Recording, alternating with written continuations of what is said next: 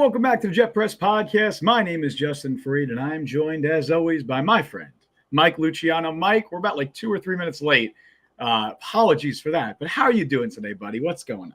Well, we're here, which is more than I could say for everybody who affiliates himself with the Jets in some form or fashion, because we got a couple holdouts at Jets minicamp, but it's still a good day. The sun is shining. The wind is out to the north. It's about 80 degrees, so I can't complain too much. You got any trips booked that might interfere with our podcast next week? Anything like that? Actually, later in July, I actually do. But well, thank you for letting us know. Hey, thank you for letting me know months in advance, and now it's not a big deal. Well, there we go. So we'll peek behind the curtain and get to look at the wizard here, Jet Press fans. So we'll get into the two big absences of, I think, varying degrees of concern fans should have. And we'll talk about some things that we've seen, some things that we've heard all over the Jets airwaves. So before that, let's just get all the housekeeping out of the way. You can always find us on Apple Podcasts and Google Podcasts and Spotify and Overcast. Wherever you get your podcasts, we are on all those sites, and we're on YouTube at the Jet Press. That's where you can subscribe. That's where you can like the stream. Both those things are really big helps for promoting the stream in the algorithm. You can also leave a good review on Apple Podcasts. That really helps. But never mind all that, Justin. Let's dive into the elephant in the room, where we wish it wasn't this big of a story, but it is. Aaron Rodgers is not at Jets minicamp. The media is running not to just sound like the media is out to get us here, but I mean, this is really going off the left train to bonkers town lately, because Aaron Rodgers, now the hullabaloo came around unexcused being the absence, and Aaron Rodgers' unexcused absence makes him sound delinquent. It makes it sound like he's sticking it to people. It makes it sound like he wants something out of the Jets, because normally unexcused absences are money related. They're financial holdouts. According to this, it is a trip, but I don't know what this trip is. I don't know if he's tripping, if he's indulging in mind-expanding substances. We don't know what it is, because he does do those things. We don't know if that's what it is. We don't know if this is RFK related. I don't know. I don't know, and I don't want to know, quite frankly. But he claims that, or everybody pretty much claims that he told the Jets a while ago that he was not going to be here for this, and the Jets were okay with it, because he was at everything else. He was at OTAs, he was at media day, getting pictures and all the new uniforms. He was at all that. He's been in constant contact with the Jets. Seems like, I thought this would be kind of a nothing thing, because even though it counts as unexcused, he is kind of excused, because he told the team he wasn't going to be there, and they said okay. And the firestorm that has come out from this, I've never seen anything like it. It reminds me of, because I'm also a Yankees fan, for those that don't know. Like, I get people like ripping on the Yankees and trying to hope that they lose and all that, because you're spending all the money in the big team. I get all that, but even though the Yankees haven't won a championship in so long, they've been close a lot, and they're usually very successful. They've still have all those seasons in a row of winning seasons. It makes sense as to why there's a lot of like, look at the Yankees whenever they struggle. The Jets are like one of the most pathetic teams in the league in the last decade. Like, let's be honest about it here. And every move, it's like, LOL Jet. Like, it just is this weird fascination with keeping them down. Even though it's something that I thought would be pretty inconsequential, the Jets seem to think they thought it would have been pretty inconsequential. They sound surprised that it kind of took off like this. I mean, I've seen posts, I'm taking the under on the Jets this year. Really? Really? Because Aaron Rodgers didn't show up to 2 practices in June, 3 months before the season started? Really? That's what you're going to do now? It's bringing out some of the worst takes I've seen. Like, if Aaron Rodgers just went AWOL, that's different. This is not that. Why is it being treated as that? Well, because it's Aaron Rodgers and the Jets. Fine. That doesn't mean you have to throw logic out the window. Yeah. Look, Mike, it's June.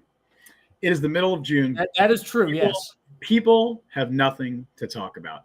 After minicamp is over, that's it, dude. There is nothing for another month until training camp gets here. So I'm not shocked at all that this is how the situation is being covered. I'm not shocked at all that this has been the reaction. It is June. This is the Jets, which they're always covered this way. The Jets are always covered in a way that makes it basically seem as though the entire football landscape and media and fans are all waiting for the next funny thing to laugh at the Jets about. That's just how this organization is covered. Part of that is absolutely their own fault because of years of, doing things that are really funny over and over again. And then the other part of it is this is Aaron Rodgers. And Aaron Rodgers has made himself a target in the past based on his own comments. He's aware of that because of his own actions, his comments, whatever you want to call it. He is going to be covered differently than other quarterbacks. And he seems fine with it. Right. If this was Derek Carr, if this was Joe Burrow, people wouldn't give a shit because they're not targets. They're not targets of the media. They haven't made themselves targets to the degree that Aaron Rodgers has. So I don't have an issue with people like firing off jokes. That's one thing where it's like, oh, haha, where's Rodgers? Is he at an RFK rally? Haha, is he wherever, right? Is he on an ayahuasca retreat? Whatever, man. It's funny. It's jokes. People are going to get their jokes off on social media. I don't really care about that. What I do think is dumb, and I do care about, are the think pieces, are the people that are saying that somehow Aaron Rodgers missing 2 padless practices in the middle of June is going to somehow impact how the Jets perform in 2024, that has any kind of bearing on the success or lack thereof that they will have this season. That makes no sense. You mentioned the I'm taking the Jets under tweet. It's just dumb. Just complete bullshit. Like there's no logic behind it. It is people just trying to pile on the Jets hate bandwagon, the Rodgers hate bandwagon, which again, I understand if you don't like Aaron Rodgers. Like that is a totally valid take. The man has some controversial opinions. And again, he's made himself a target. I don't feel bad for Rodgers for people making these jokes, right? But I do think it's very dumb to kind of believe that this has any bearing on the success that the Jets will have. That's the issue that I really have with it. I mean, I even saw, now I guess the narrative will also be that, Rodgers is abandoning his teammates and all this shit. No, they don't care, guy. Like, they don't care. They don't. Right, who I normally like a lot. This is why Aaron Rodgers is a giant phony. Like, all right, can we calm down? It's dumb. Like, if the players don't care, which, again, by all accounts, they don't care. If this isn't a situation of like, oh, there are absolutely some fans like this. Like some, and it's not just Jets fans. Some fans will defend their team no matter what. They'll defend their player no matter what. I have not defended Aaron Rodgers no matter what. I've certainly not defended the Jets no matter what. In fact, you'll see on this show, probably when we talk about the Haason Reddick situation, that I will not defend the Jets no matter what. This is not one of those situations where you can just where like I'm defending the Jets blindly or I'm defending Rodgers blindly. By all accounts, the players don't care. By all accounts, Aaron Rodgers has been a model teammate and a model leader since he stepped foot at Florham Park. From last spring, he was showing up to every voluntary event. This year, he showed up to every voluntary event. This seems to be a situation where he communicated to the Jets months in advance, hey, I won't be able to make it to this mandatory minicamp, or I will be away on these days. Then mandatory minicamp was scheduled. There's a conflict. Rodgers communicated with the Jets, told them ahead of time. It's not a big deal. If he was not there during OTAs, if he wasn't here during the spring at all, this would be a genuine discussion because it's like, okay, dude, let's get you in the building. Let's get you acquainted with the new guys. That would be a situation. Aaron Rodgers was there for every single OTA practice. There were like 20-something plus Jets players that missed at least one OTA practice. Aaron Rodgers was not one of them. He was there for every single practice. He's been there every step of the way throughout the spring offseason program. It's not a concern that he's not here in the middle of June. You'd like him there, but ultimately, who gives a shit? It's not going to matter come September. Was it a concern when Tom Brady missed like a week of camp? 11 days. 11 days. In July and August. And I know the Bucs were bad after that. I guarantee you that was not the reason why. Because Tom Brady was 45 years old. That's why they were bad that year. But it's a lot easier to discuss narratives with sports. Like, people don't analyze the sports. You see this all the time with NBA media. They don't analyze the actual X's and O's. They don't actually analyze the actual sport. It's a lot easier to say, oh, the Bucs sucks because Tom Brady went to the Barbados for 2 weeks. And now that's getting to the WNBA. I mean, God forbid you type Caitlin Clark or Angel Reese into your Twitter search. You'll just see. There's just narratives. Yeah. I'm like, has there been a basketball game played? I want to watch basketball. And the funny thing is, it's people that aren't even watching. And that's the same people that are commenting on the Aaron Rodgers situation. You have Colin Cowherd, which we don't even have to entertain Colin Cowherd's opinions, but people like him that are commenting on the Aaron Rodgers situation have not followed the Jets at all throughout the last 2 years. All they see is the headlines of, Rodgers skipped out on minicamp. Then they're just because it's unexcused. The word unexcused is driving people up a wall. Like, even though and that's just semantics. That's just how the CBA is written. That's all that is. Like, it's not unexcused like he skipped school. Yeah. Ugh. And people have already kind of ragged on Robert Saleh for that. I do think it could have been worded differently. Saleh has a tendency in situations like this to he's mixed up his wording on in situations like this in the past. And he's not technically wrong with what he said, but I think the first time he explained it, it could have been worded differently. But at the same time, as Saleh said today, I don't think the Jets or Saleh thought at all that this would be a situation that anyone would care about. So he wasn't really like going into it being like, all right, I need to watch my wording here. I need to say this the right way. Because from the Jets' perspective, this is meaningless. This is insignificant. Nobody cares. But obviously, the outsider's perspective, the national media covering this, they're going to care. They're going to treat it differently. They're going to look at this and be like, oh, Aaron Rodgers is going AWOL. He's going rogue. He's turning his back on his teammates. He's the distraction that he was talking about. No, it's not a distraction. The players don't care. The coaches don't care. The only ones who care are the people who are covering the team from the outside. That's why it's not going to matter come September. I'm going to read a tweet from Connor Hughes. Pretty ace reporter over here. Sure. Connor Hughes. Which I think sums up kind of the feeling of this whole thing. Aaron Rodgers planned this trip while he was still rehabbing. The Jets have known about it from the moment there was an overlap with the release of the minicamp schedule.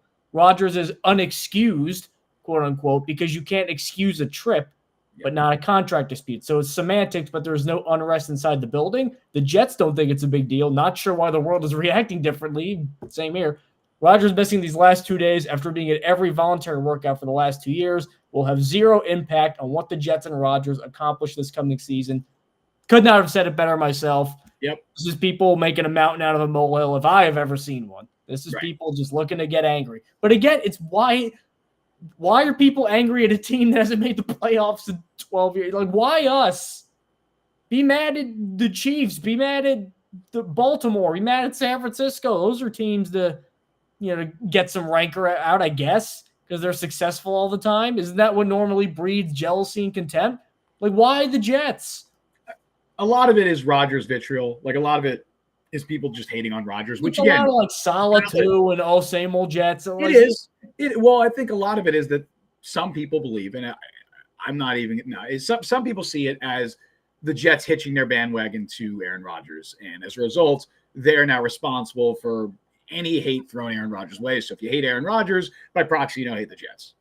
I get that to some extent. Like, I do, and I'm not. This isn't me getting on a platform and trying to defend every single thing that Aaron Rodgers has said or done. That's not what I'm doing. All I'm saying is that it's not a big deal to people in the building. And if we're going to believe that timeline, right, obviously Connor Hughes is reporting that, you would have to believe that he's being told that from Jet sources. So you never 100%, 1,000% know what the exact true story is. But if we are to believe that timeline, which it seems feasible, it sounds like Aaron Rodgers booked a trip, whatever the trip is. It honestly doesn't really matter as long as he's not harming anybody else. It does not matter really what the trip is. He booked the trip. It happened to be during minicamp, right? Because I'm sure he didn't, based on this timeline, did not book this trip knowing that minicamp was during that time. Minicamp schedule gets released. Aaron Rodgers goes to the Jets and says, hey, I already have this thing that is really important to me that I booked ahead of time. Just letting you guys know. The Jets are like, okay, that's all right. He misses minicamp. That's what it seems like the timeline is, if we're to believe that. And if you just look at it like that, that's a non-story. That's an elite non-story. There's obviously no one's going to care. Obviously the Jets aren't going to care. Obviously the players are going to understand. It's whatever. But we know why this is covered this way. It's covered this way because it's the Jets. It's covered this way because it's Aaron Rodgers. And it's June. That's how this stuff is going to always go. So moving on to an absence that I think is of a little more concern. Yes. Haason Reddick. Really quick. And that's what's so funny. I know, and we're going to talk about this in a sec. This is the much bigger story. Yes, this is an actual story. And what's funny is, weirdly, the Aaron Rodgers nothingness, that non-story, is covering up an actually, I don't want to say a massive story, but an actually pretty notable story coming out of Jets minicamp, which is Haason Reddick. Here's what I'm going to just say. Here's what I think has happened with the whole Haason Reddick situation. Now, Reddick was traded for. He is grossly underpaid. He's like the 23rd or something highest paid edge rusher, when I think he's on the fringes of top 10, maybe in the top 10 across the entire league. He wanted a new deal because that's why you leave Philly. He's from South Jersey. Eagles are good. Like, that's why you would leave, because they weren't going to pay him, and they drafted a replacement in Nolan Smith and signed another replacement in Bryce Huff. So he saw the writing on the wall. They weren't going to pay him. Get me out of here. Okay, Jets get him for a pretty good price, a third-round pick. That could turn into a second if, magic happens, but third-round pick. So it seems to me that what happened was they had agreed informally, you're going to play out the final year of this contract, and Reddick seemed okay with it. He comes to a press conference. He's talking about how he likes the Jets and Robert Saleh and everything like that. We're holding hands, singing Kumbaya. Everything is just sunshine, lollipops, and rainbows. Then, between then and now, I don't know if he changed his mind or somebody got in his ear, his agent or what. Now he's demanding a new deal. And I get it for his perspective because he's going to be 30 soon. He has no more guaranteed money left. He's grossly underpaid. And he probably wants some security, especially if he's being traded to a team that is supposed to contend for a couple more years. He wants to be a part of that. So I get it. And somebody's going to pay him, but he wants the Jets to pay him because they're allegedly going to be better. So I get all that. But I still don't think that this is a great look for anybody just because, number one, Robert Saleh has said he hasn't really talked to Haason Reddick a lot, which, him and Rodgers are apparently texting every day. So that's a very different thread of communication over to Haason Reddick. And I just think it shows that it just makes the Jets look disorganized and dysfunctional. Even if they maybe didn't have anything to do with this, which I'm willing to give them the benefit of the doubt. I think what happened is Haason Reddick went from, I'll play it out and then I'll be a free agent, but wink, wink, nudge, nudge. I'm probably going to go back to you guys for a pretty good deal. That's what I think originally the starting premises of this whole thing was. Now it's, I'm holding out, pay me. And I don't think Joe Douglas or Saleh, I don't think they had anything to do with that. But it just makes them look like they went into this without a plan. They just got Haason Reddick, and they're like, oh, yeah, a guy with no guaranteed money is going to want to play the whole year with no guaranteed money. So makes them look short-sighted. Ultimately, I think this will get resolved, I think, before the season. I think they'll pay him a pretty good deal that goes north of $20 million a year, which I think is more than fair value for Haason Reddick. But I would prefer that this didn't happen. Yeah, I think the thing that makes them look the most incompetent in this situation is what Robert Saleh told the media. I think it was last week or a week. I think it was a week ago after OTAs when he says, "Hey, I haven't been in contact with Haason Reddick or where he's not been in OTAs, but we fully expect him to be there at minicamp." And then minicamp comes, and he's not there. That is by far the thing that I think has made them look the most incompetent. Head coach not having contact with player. Head coach says player will be there at an event. Player's not there at the event. Head coach is, and now he has to answer questions about why this player isn't here. That's an issue, and that I think makes the Jets look incompetent. I don't know if we're going to know the full story. There's definitely like multiple different accounts that have kind of been told. I think it was from Connor Hughes. He basically said that Haason Reddick straight up just changed his mind on the situation, and that the Jets and him fully agreed that they were not going to work out a deal before the regular season, and now Reddick's changed his mind. I don't know how much I fully buy that. I don't know if I fully. I could believe it. I think that's the Jets' perspective of what happened.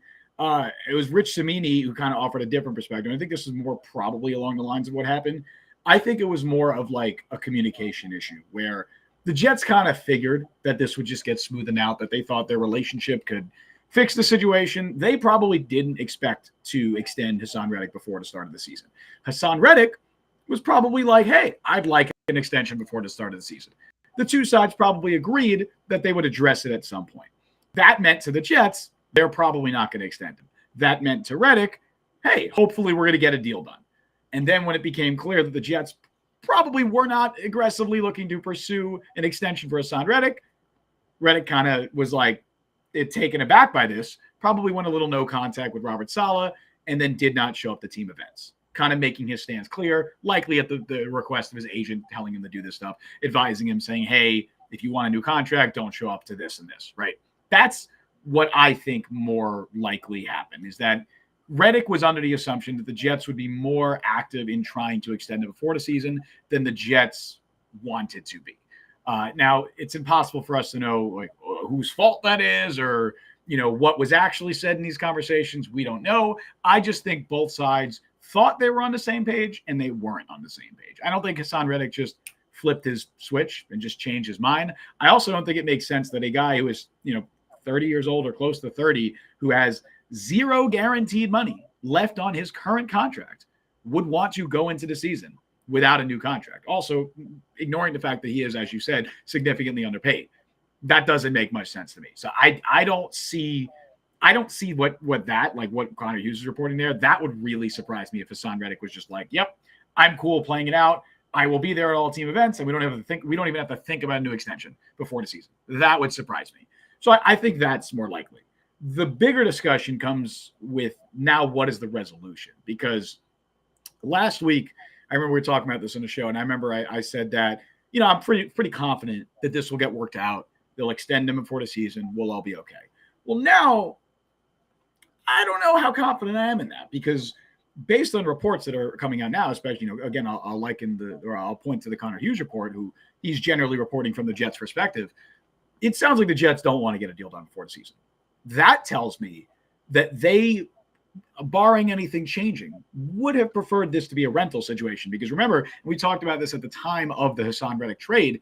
They could let Reddick walk in the offseason, recoup a comp pick, possibly as high as a 3, and then you're basically swapping a 3rd-round pick for a comp 3rd-round pick. Like, that's basically what you're doing. And then you have a succession plan with Jermaine Johnson and Will McDonald. Yeah. And you have a succession plan. You did not have to give him a new contract, Haason Reddick. In fact, you are now paying Haason Reddick less this year, in terms of average annual value than you would be paying Bryce Huff if you re-signed him. So if that was their plan, it's a pretty good plan. I think that's a good plan. And that makes a lot of sense. The issue comes with, obviously, Haason Reddick isn't going to want that. Like, Haason Reddick doesn't want that plan. Haason Reddick doesn't want to be a rental that gets used for a season and gets thrown aside for another team to pay. That's not what he wants, clearly. So I think the Jets, that was their plan of attack. But now that Reddick is kind of making us think about this, the question comes is 2 questions. There's twofold here. It's similar. It reminds me of the Jamal Adams situation a little bit, or basically any contract dispute. How far is Haason Reddick willing to go? Like, how much of a stink is he willing to make about this? Is he willing to miss some of training camp? How year is he going to whip that? That'd be tough. Sure. How much of a stink is he willing to make about this? And then the second question, are the Jets willing to cave? Are they willing to negotiate some sort of Band-Aid extension? If we're talking about like what we think the resolution is going to be, I think that is the most likely solution. I don't think the Jets want this to continue to carry out. And I do think Haason Reddick is going to really push for that extension because, again, he has no guaranteed money on his current deal. That's a dangerous situation for any player. Like, you don't want to be in that situation. So I think he's going to really push for it. I think ultimately we'll get something along the lines of a 1 to 2 year deal, somewhere around what Danielle Hunter got, which was 2 years, $50 million, I think. Maybe Reddick gets a little bit more. I could see him getting 26, 27-ish million a year on like a 2 year deal. You have him for 2 years. That's great. And then once his contract's up, you can now pay Jermaine Johnson because it'll be time to pay Jermaine Johnson.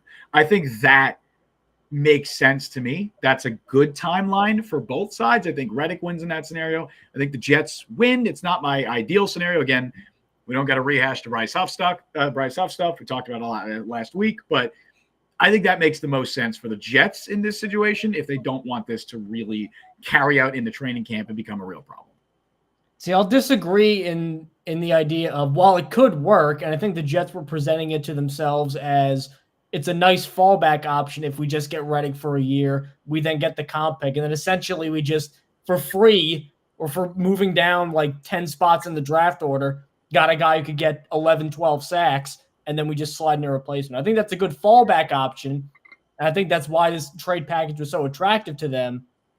But I also feel like they traded for Reddick with the intention of him being a more long-term, not long-term like 5-6 years, but like 2-3 years, him and Jermaine Johnson are your guys, with Will McDonald is more like a pass rush specialist kind of role. So this will get done eventually. I can't imagine it'd be a good idea for Reddick in a contract year to sit out, especially because then he'd be working himself. I mean, you see it all the time inside in football and baseball.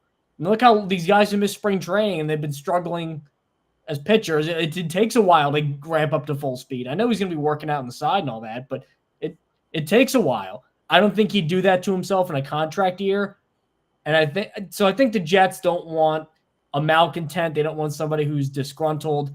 They'll probably get something done with him. I think this is just him stamping his feet and trying to show the Jets where he's coming from. It's a shame it got to this because now before he's even played a game, some fans already probably don't like him because of this. So, and he may not be here for very long, so he's already kind of starting off on the wrong foot. But he also posted on Twitter. I'm not calling it its new name, which is funny because all of his Twitter stuff is like, Jets are great, gotta love new teammates, excited to ball with you. That was May 30th, where he was excited to ball with his new teammates, with Quinn Williams. So between May 30th and June 12th, something has changed. And then he tweets out, this is confusing. Stop believing the foolery. Is that a word? Foolery? I know tomfoolery is a word. Stop believing the foolery y'all see on these social media apps and news outlets, running crazy narratives and y'all eating it up. Okay. My response is, why don't you tell us what's going on here, Haason? You seem to know what's going on because you're the only one who could know what's going on in your mind. I would like to hear from you. Don't lament that people are running with narratives when the only person to clear up the narrative, who could clear up the narratives, you, is refusing to do so and just go, man, these lying media at it again. Tell us quick. I respect that honesty. I'm looking for a new deal. Say it through your agent. Fine, I want a new contract before now. Just something. Because otherwise we're just twisted in the wind and we don't know what to do. Someone says that's a Beastie Boys lyric. Is that a Beastie Boy? Is there a Beastie Boys lyric in there? What, foolery? I don't know. It sounds like a Beastie Boys thing. He didn't say intergalactic planetary. I know that's a Beastie Boys lyric. My knowledge of the Beastie Boys is kind of limited. He didn't say Brass Monkey, so I'm out. That's it. Oh, it's like the worst song they have, but okay. I know, it's the shit song. I know a few more Beastie Boys songs than that, but I'm making a joke. All right, PMCA. All right. Yeah, but yeah, I don't know. Well, obviously he can't tweet out, hey, I am currently engaged in a contract dispute with the his Jets. agent could say, we want Haason to get paid before the season. Yeah, but then his agent says that. Remember what happened when Marcus May's agent said that?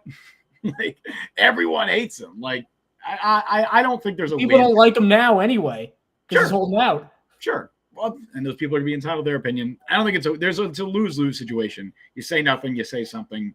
People are going to hate you regardless because people are going to always side with the team. Well, there's going to be people that always side with the team. There's going to be people that always side with the players. That's just how it goes. You're going to appeal to a certain audience. You're not going to appeal to the other audience. That's what it is. But ultimately, I do still think it gets worked out. I'm less confident than I was a week ago because I don't know. Like you say that was their fallback plan, but it's weird to me if the Jets' plan, if we're going to believe the Connor Hughes report, if the Jets' plan was fully, we're going to go into this season and let him play out this deal and play this out. I don't know. I feel like they're going. I feel like if that was their plan and they didn't even consider, like they had no plans to even engage in extension talks before the year, that tells me that they weren't sold on extending him. Because why not? Why not get it? Why not get ahead of the curve? Why not extend him before other guys are extended? It doesn't make sense to me. That tells me that they were kind of waiting to see what would happen. I'm not saying that they definitively would have let him walk, but it's a situation where they go into the year, see how he plays. More importantly, maybe see how a guy like Will McDonald plays. And if Will McDonald steps up and they think he can take that role over, maybe you do move on. So I think the fact that if that report is to be believed that the Jets did not plan to extend him before the year, that tells me they were not all in on Haason Reddick and they were very willing to move on if need be after 1 year. And again, obviously, that's not going to appeal to Haason Reddick. I understand why he would not want that. I'm just reading between the lines before we move on to our next topic. Here's something I just thought about reading that post. So he goes, don't believe what you see on social media. They're running crazy narratives. So the crazy narrative, here are the two narratives I've seen are the Jets don't want to sign to a deal before the end of the season. They may bring him back later, but they don't want to extend him right now. And Haason Reddick wants an extension before the beginning of the season. If it's not one of those things, if those are crazy, then what is the real reason? If you're not holding out because you want to get money now, then what is it? Because that could be actually worse if he's actually just doesn't want to play for the Jets. Maybe seems like it would be worse. Maybe he's hanging with Aaron. We don't know. I mean, to be fair, and again, obviously, I'd be shocked if this was not contract related. There's no way to actually know if it's contract related. All the reports about it being contract related are just speculation. And just logically, like why else would you hold out? Right.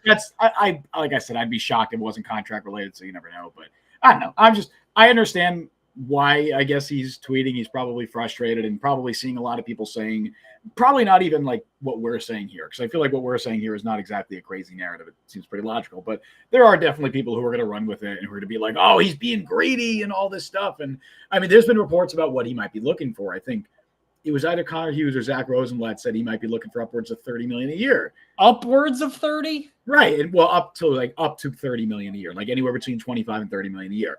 30 would make him the second highest paid edge rusher in the NFL. Now maybe that's not true. No. And maybe that's a situation where he sees something like that and he's like, oh, that's a crazy narrative. Maybe I'm not asking for that much. Who knows? That could be something from the Jets saying, hey, look, he's asking for this much. No wonder why we don't want to extend him. That's how this stuff works sometimes. So I don't know.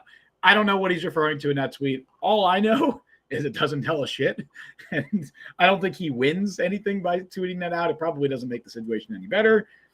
But ultimately, it's just like Aaron Rodgers missing 2 days of minicamp. It's not going to matter come September. Haason Reddick should be on the field come September. I'm less confident of that than I was a week ago, but I do still think a deal gets done. Yeah, I don't think that would be. I don't want to say like career suicide because it's not on like Le'Veon Bell's level, but it would also be really terrible for the Jets. Like imagine he did hold out throughout training camp, and now he does come up. Now he does show up to regular season. He's not in great shape, and he has to work himself into conditioning. That looks bad on Reddick, absolutely, and that hurts himself. But it really looks bad on the Jets that they traded for this guy who they knew wanted a new contract, didn't give him that new contract, and now their big prized offseason addition is not the player they thought he was. That looks bad for both parties. I think it would look worse on Reddick because the Jets are at least saying like, "Hey, you're at least contracted to play football for us." Like you have to play, like what more can they do? They can't like physically pick you up and take you to Florham Park. It doesn't matter. It doesn't matter who looks worse. It matters that both look bad, and that's what matters. Neither side or both sides are incentivized to have that not be the case. That's the point I'm making here. Like, it's not like the Jets versus Reddick. It should be them working together to not look bad and to not have this situation escalate beyond a certain point. Because the longer Reddick is not with the team, the worse it looks for both parties. The worse the outcome is for both parties. So both parties are working towards the same goal of trying to get this resolved. That's why I think some kind of compromise will be agreed to. I don't think they're giving him a 4-year contract. 1 to 2 year kind of Band-Aid deal makes the most sense to me. So we will move into, you know what? I'm going to call an audible. Let's talk about another guy who wants a new deal. Oh, okay. All right, let's do this. Let's talk about DJ Reed. Sure. Because DJ Reed is in the same camp as Haason Reddick, where he wants a new contract. The Jets do not want to give him a new contract right now. But the only difference is DJ Reed showing up. And that's not some like big, like, oh, look at what a leader DJ Reed. That's not that. It's just those are Haason Reddick's doing one thing, DJ Reed's doing another thing. Sure. This is the whole DJ Reed free agency thing is fascinating to me because I don't know how they're going to handle this. Like, let's just imagine they pay Haason Reddick, which I think ultimately they do. I don't know for how long, but I imagine Haason Reddick is going to be on the team this year and next year. Yeah. Like, that's a reasonable gamble. Well, then you also had, this is again why I was less in on the Bryce Huff than most, because there's just so many guys you need to pay. There's Sauce Gardner, there's Garrett Wilson, there's Jermaine Johnson, there's Breece Hall, there's possibly Will McDonald, depending on how things go. You don't know how long Aaron Rodgers is going to last. Perhaps if it goes a couple of years, you got to give him a new deal too. There's a lot of moving parts. That Michael Carter, a lot of guys you need to pay. So Reed, this is not going to say, I don't want this to come off negative because I like DJ Reed a lot. I think he's perpetually underrated. I think because people always think, well, they're not throwing the ball at Sauce Gardner, so they got to be moving the ball on DJ Reed. Well, not really. Yeah. He's had some bad games, yeah, like Jalen Waddle's beat him a couple times. But DJ Reed is, I would say, a top 15 to 20 cornerback in the league. And he's probably the third best on the Jets, which tells you how good the Jets are. if there's a veteran that I think they probably, I don't want to say shouldn't pay, but will end up not paying, I think it'll be him. Just because if you want to lose a corner of his stature, well, you got probably the best in the league in Sauce Gardner to make up for it, and maybe the best slot corner in the league in Michael Carter. That makes it a lot easier to say, all right, we could subtract from here and use that money to reinforce here. You can reconcile that easier in your mind.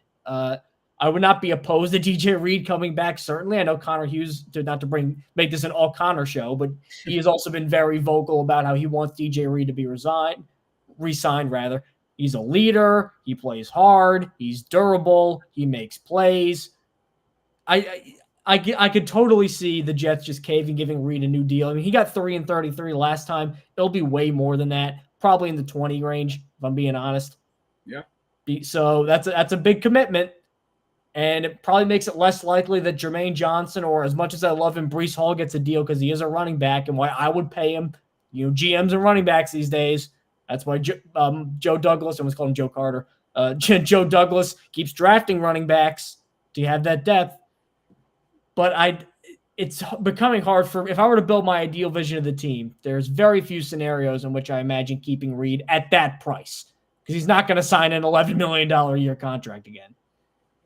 Yeah, I'm with you. I think I hinted at this a previous episode when we were talking about James it. Woody says AVT too. You got to pay AVT too. Yep. Absolutely, another guy, and he's going to be having to get paid soon. You know, if he stays healthy this year and he plays at a high level, absolutely, a guy you need to extend.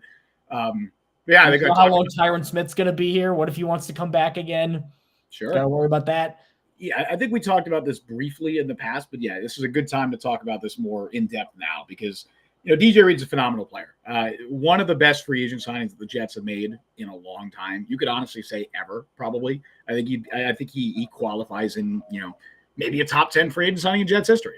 There's not been a lot that come to mind. So I think a lot more Tremaine Johnsons than DJ Reed. Yeah, he very firmly fits in that camp for the value that they've gotten him at. Like you said, Mike, I mean, on the field, off the field, he's been everything the Jets could have wanted for, and he's still a really, really good player. I don't even say still. He's only 27 years old. Dude is not old. He'll be 28 when he hits free agency, assuming he hits free agency next year.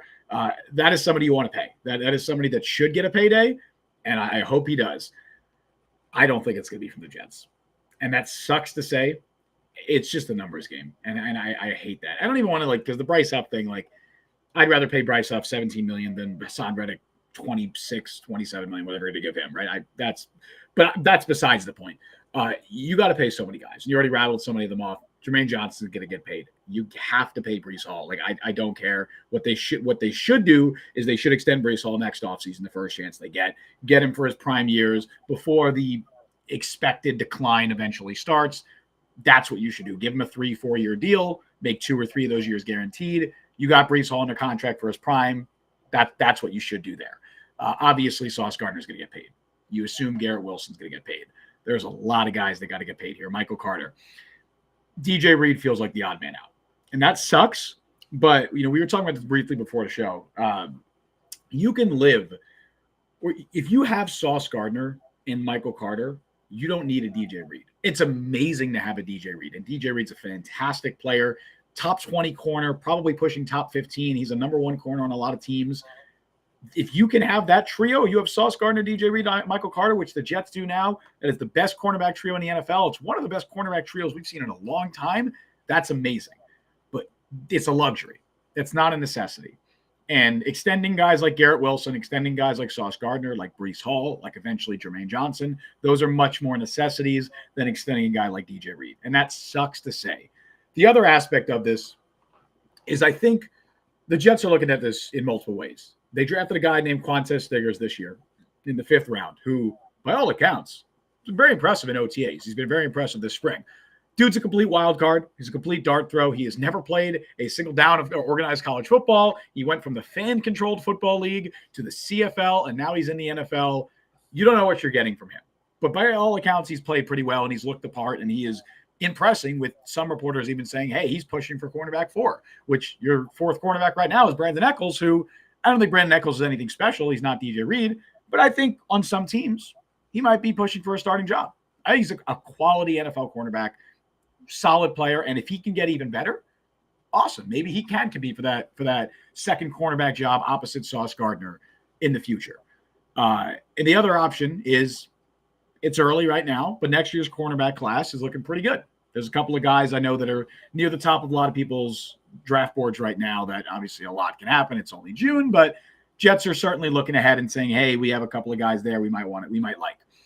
All of those things combined make me think that the Jets will not extend DJ Reed. And that really sucks. And shout out to Reed for showing up here and not making us think about it. Again, that's not like shame on Haason Reddick for doing it. Those are two vastly different situations. But DJ Reed has every right to be like, hey, look, I want a new deal before the season starts. He's not going to get it. I think he knows that. The Jets are aware of that. They're going to let it play out.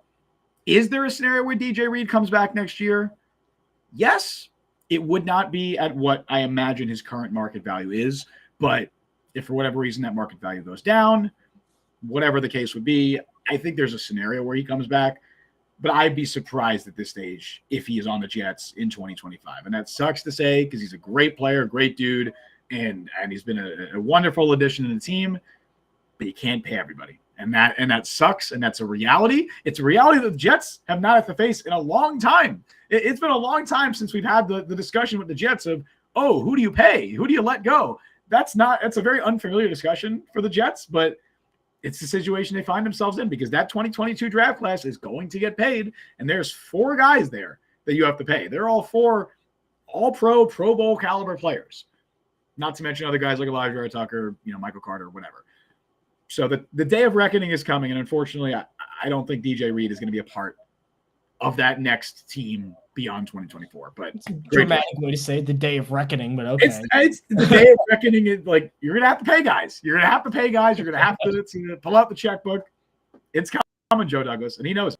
I view Reed in the same way that I think I viewed Bryce Huff, which took some of the venom out of my displeasure in seeing him go to the Eagles, which is if you're going to subtract veteran players and you're going to subtract because you have to pay these guys. That's been my concerns for however long is how do we keep all 4 of these draft class guys because they're all so good.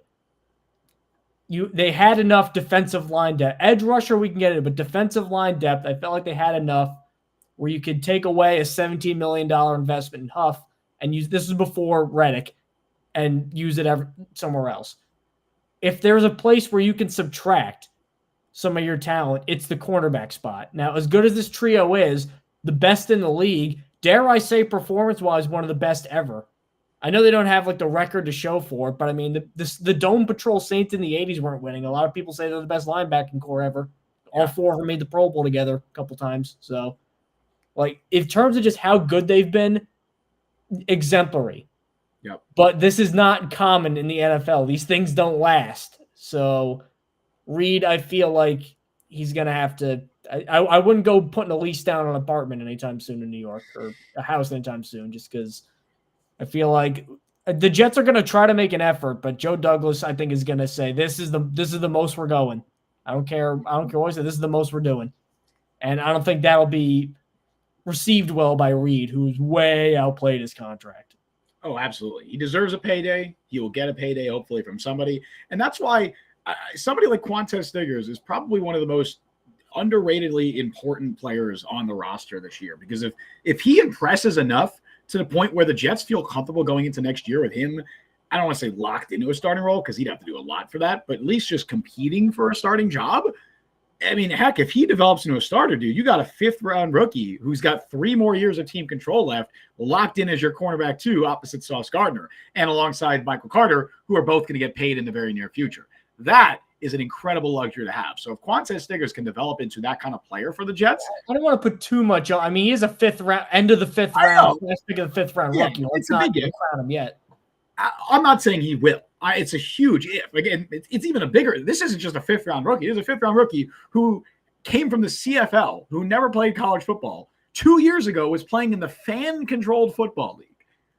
This isn't just like an if. This isn't just like a 5th-round pick. This is like an anomaly, an extreme anomaly. I mean, first of all, it's an anomaly him even making it to the NFL, but it'd be an even more extreme anomaly if he develops into some kind of a starter for the Jets. But I'm just saying that, if I could pick one player on the Jets roster to, take that step this year, he's in the top 3 for me, where it's all right, if he can prove this, then all right, you can move on from DJ Reed, and it's not as significant of a blow. And on top of that, you have a now cheap starter on a very, very, very inexpensive contract. That's a huge luxury for the Jets. So if I could just like pick one guy from the roster and be like, all right, you're going to be a future starter, he's probably near the top of my list.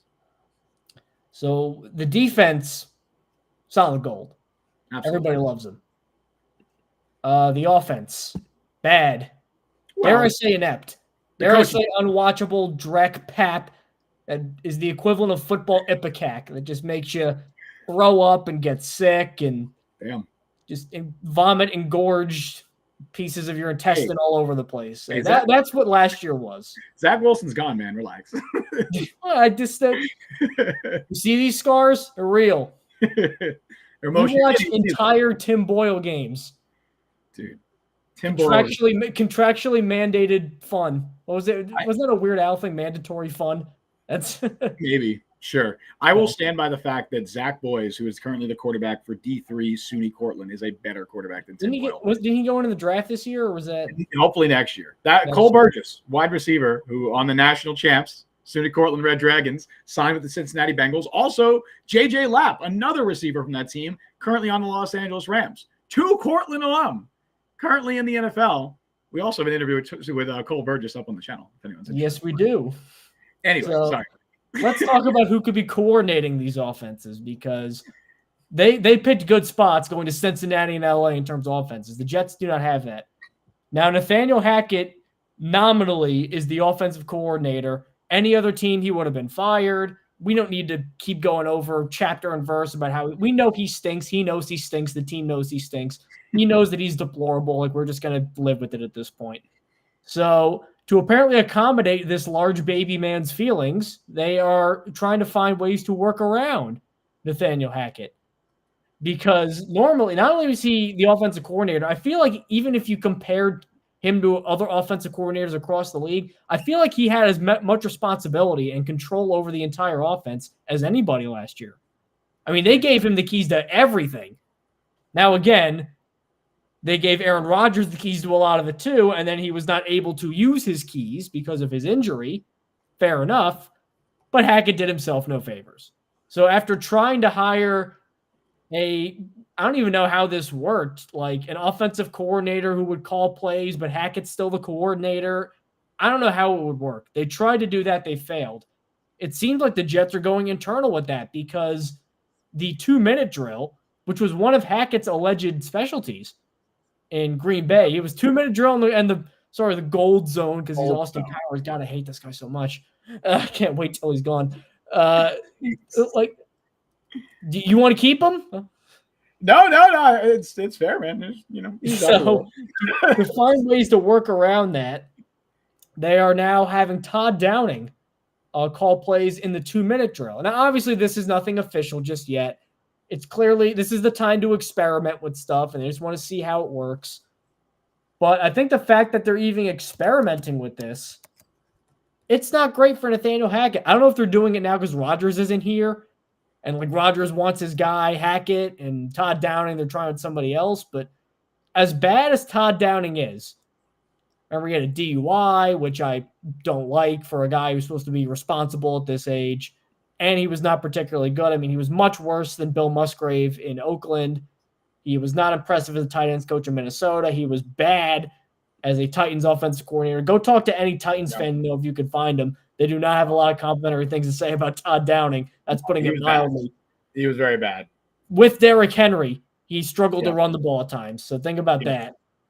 It was like pulling teeth there. So he's not a great option, but he is the lesser of two evils in this situation. So if the Jets find that for some reason Rodgers or Tyrod Taylor or who else clicks better with Todd Downing, as long as it gets Hackett as far away from the offense as possible, I'm fine with that. Like, what they're almost trying to do with Hackett is, you ever, like, when you were a kid, I don't know if you had like a younger brother or, a younger cousin or something like that, and you're playing a video game and then you hand them an unplugged controller and they're like, yeah, that's you. You're playing. You're player 2 right now. That's what the Jets are doing with Nathaniel Hackett. Bro, that's actually a really good analogy. That's crazy. That's a really good analogy. Honestly, look, Nathaniel Hackett sucks. That's just, let's say that, right? He sucks. He's a Everyone bad knows it. Like no right. one's even denying it. That's the funny part. I'm just stating a fact at this point. It's not an Yeah. opinion. It almost You feels wouldn't like even entertain this if he didn't suck. I get shades, like when I see stuff like this, I get shades of Adam Gase where it's like, oh, let's let Dole Loggins call some plays for a couple games. And I'm like, well, he was so good at throwing that challenge flag. He was, dude. He would throw that shit. Like oddly enough, last year he was at South Carolina. He helped Spencer Rattler become a pretty good quarterback. So he was getting, like, the South Carolina fans are big Dole Loggins fans, which is hilarious. Like, it's so wild. In college, it's fine. He's good in college. Just don't come to the Jets or any other NFL. It's so wild how, like, certain coaches could have completely different narratives depending on where they are. Like, there's South Carolina fans love Dole Loggins, and then Jets fans obviously I think very poorly of him. It's easier to coach 19-year-old kids or 30-year-old grown men. Well, actually, that's a fair question. I think it depends on the situation. But besides the point, this is the point, or I'm making the reason that I'm saying this is that Todd Downing is also very bad. I don't want Jets. I saw a bunch of Jets fans reacting to this and being like, "Oh yes, like let's go, Todd Downing. Let's give the reins over to Todd Downing." Downing is also very bad. You mentioned his struggles in Tennessee. I found very interesting stat from his last year in Tennessee that kind of just explained how inept of a play caller he was with the Titans. So in 2022, his last year as play caller, his last year as offensive coordinator with the Titans. Did he get fired because of the DUI, or they just brought him back and didn't retain him? I think he got fired unrelated to the DUI. That's what I thought.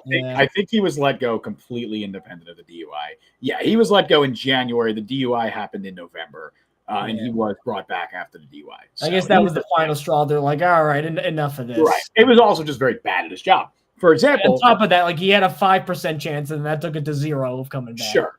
The Titans in 2022 had the second highest run rate on first downs. They would almost always run it on first downs. Obviously, you have Derrick Henry, fair. This was despite defenses stacking the box at the fourth highest rate. So everyone knows the Titans are running it on first down. They're still doing it anyway. Unsurprisingly, those runs ranked fourth worst in efficiency. So with Derrick Henry. With Derrick Henry. So they continued to run against heavy stack boxes on first down, despite the fact that it was never working.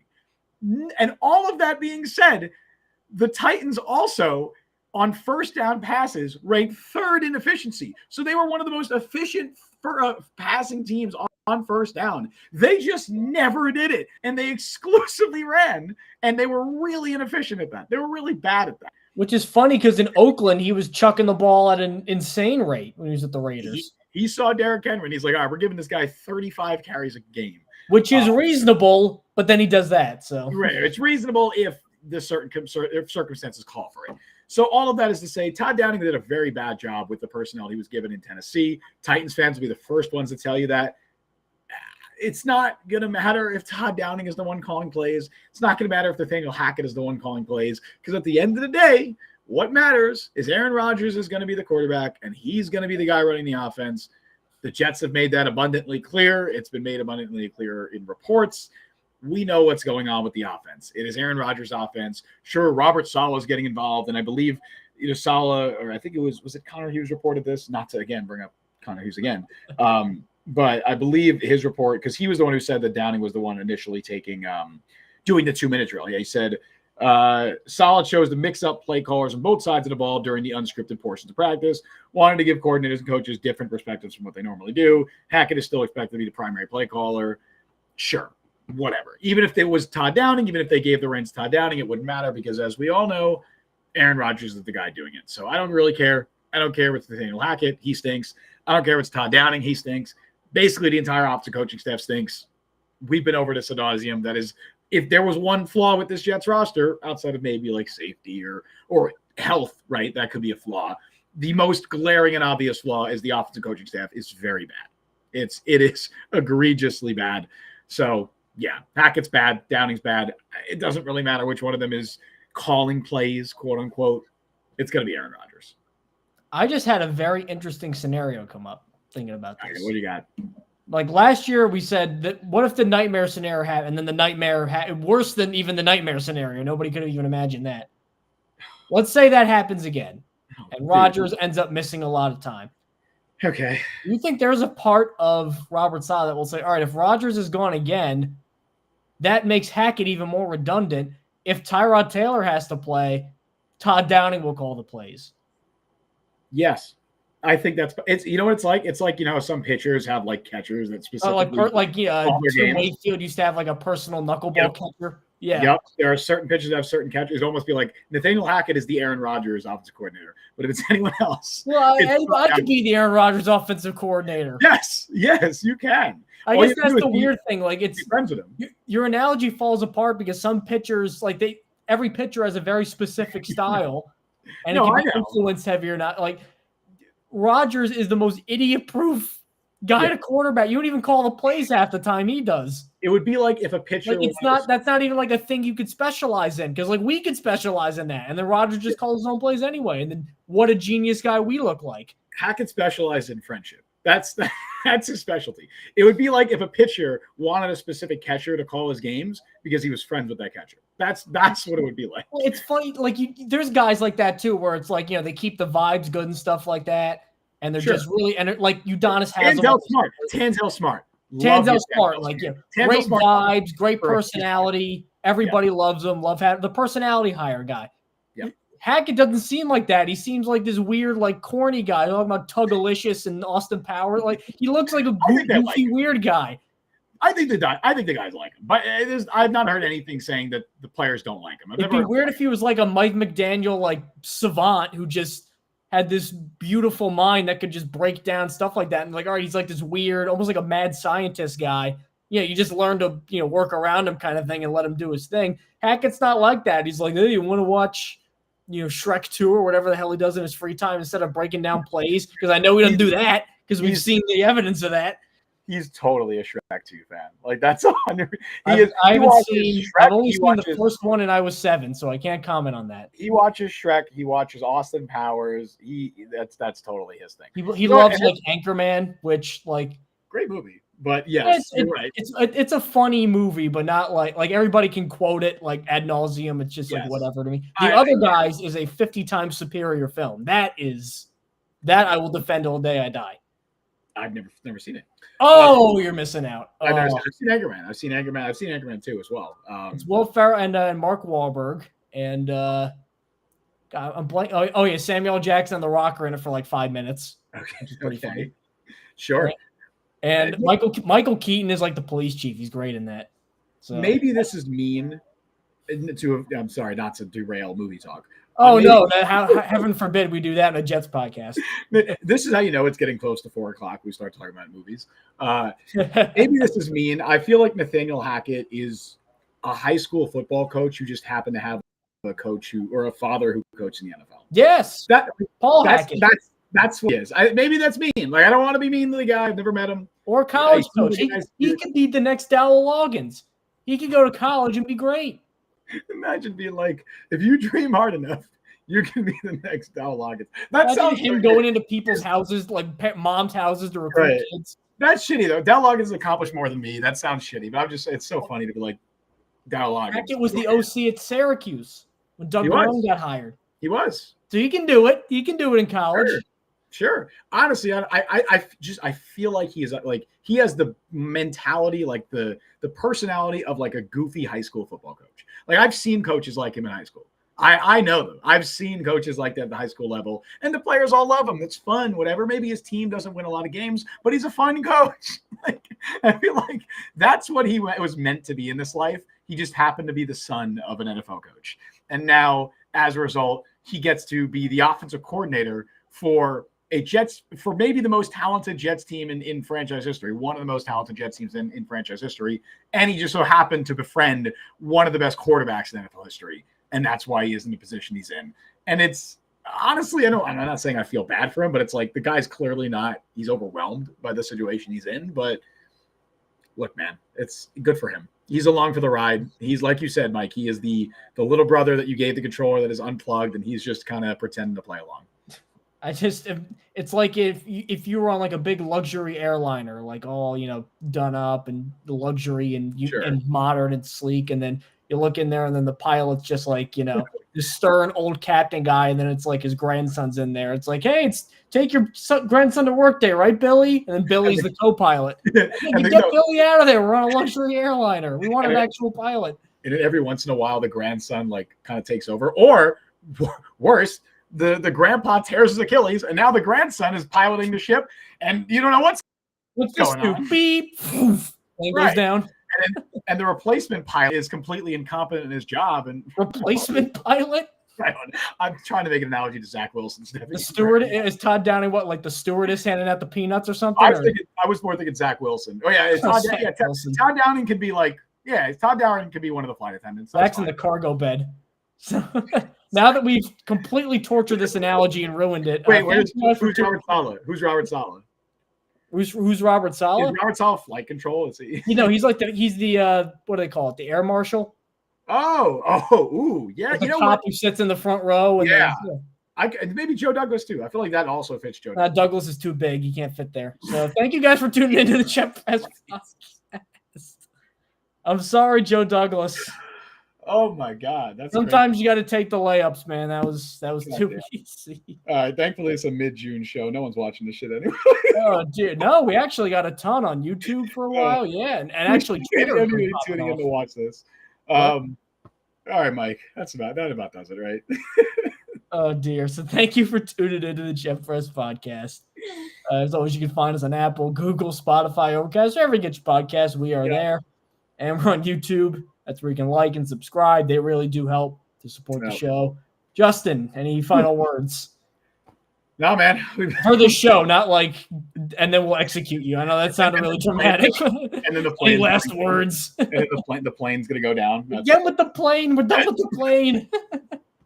All right. No, I have nothing else to say. Thank you all for joining us on the show today. You can follow Mike on Twitter at Mike Luciano. Follow me on Twitter at Justin T. Freed. Follow the Jet Press. Download Jet Press Podcast wherever you get your podcast. As Mike was just mentioned, check us on YouTube. Subscribe, like, notification bell, that stuff. You guys know what to do. We stream live every Wednesday at 3 p.m. Eastern Time. Thank you all for listening to Jet Press Podcast. I've been Justin Freed. That has been Mike Luciano. We'll see you guys next time. See you folks next week.